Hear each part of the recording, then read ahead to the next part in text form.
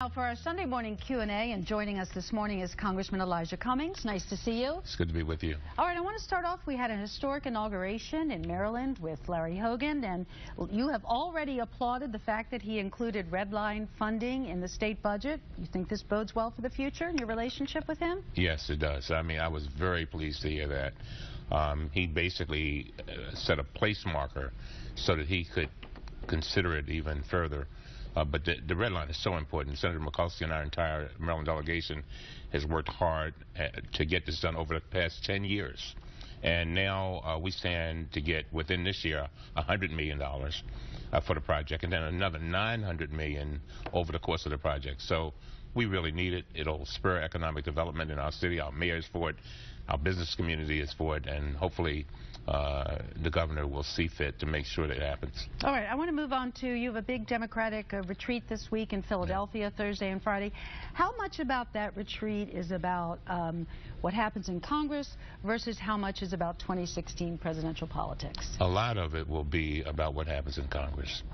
What can we do working with this president and under the circumstances of two houses controlled by the Republicans to get some things done?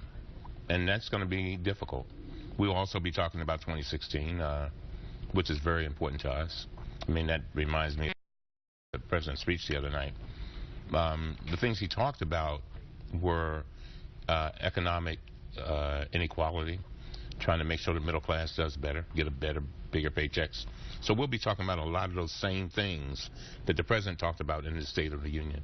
But we've got a lot of work to do. How did you think he did in the State of the Union this year? There's been some talk about the fact that he seems to have his swagger back a little bit. I think I was very proud of him. A lot of Democrats have said to me that they want the president to fight back. They don't want him to worry so much about who he's fighting against, but what he's fighting for.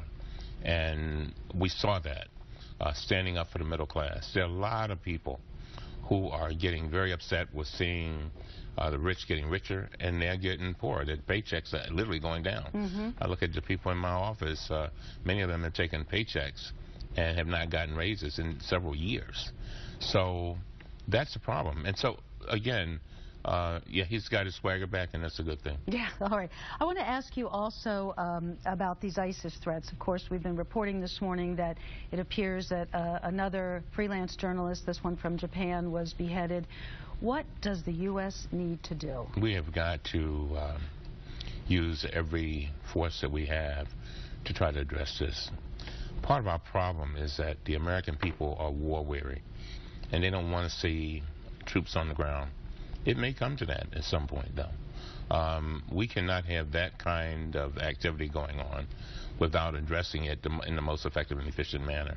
The president has asked for authority to take appropriate action, and I expect that during this coming Congress we'll do that. All right, I want to move on to the very important issue of policing in minority communities, yes, which of course has gotten so much attention this year. Do you see real reform happening, and do you see it happening in an Obama administration? I do. I definitely see real reform happening, and I'm seeing it happening in Congress. I mean, of all people, Newt Gingrich and I are working on some projects with Republicans to put forth legislation to begin to address these things. I'm seeing more bipartisan efforts, and so I think that combined with the president's efforts, that combined with all of the problems that we're seeing throughout the country, and it wasn't just Staten Island, and it just wasn't Ferguson. It's happening all over the place. And so we've got to have, there's got to be a tremendous respect for the police, but we also have to have a tremendous respect for those who the police are serving and protecting. And I don't think we have a choice but to get this right, and I think we're going to get it right very soon. I want to ask you, just on a personal note, we were sharing, you saw the movie Selma, and it yes, really had such a big impact on me. I was sharing with you. What are your thoughts about the movie? The thing that pained me more about Selma than anything else is that we're fighting the same fights. Efforts to take away the voting rights of people, it pains me. And the idea that people died, and now we're going through that same thing. 22 states yes, have now restricted the right to vote. We've got problems with the Supreme Court now about to address the housing issue, and probably will do a lot of damage to fair housing. That's a problem. Congressman Cummings, always nice to see you.